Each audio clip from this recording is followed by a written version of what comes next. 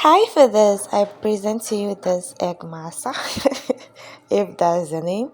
So, first of all, you're going to add your eggs, some chili pepper, salt, and some seasoning, white pepper, ginger and garlic, onions, some red and green bell peppers, some carrots, and my fried plantain. Add some little curry, it goes a long way, and then you're going to beat your eggs.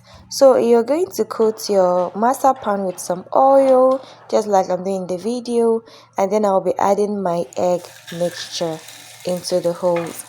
So you're going to fry this on like medium low heat so that the inside gets to cook. So you're going to flip this when the other side is cooked or fried, and then allow the other side too to cook. Don't be in a haste to remove quickly because the inside might not really be cooked thoroughly. So just push it down like I'm doing in the video. Keep on flipping until you're sure everything is well cooked. After that, you're going to of course remove from heat and enjoy. You can serve this with some chips, some yam fries, some ketchup, hot sauce, anything you want. I'll see you guys in my next video.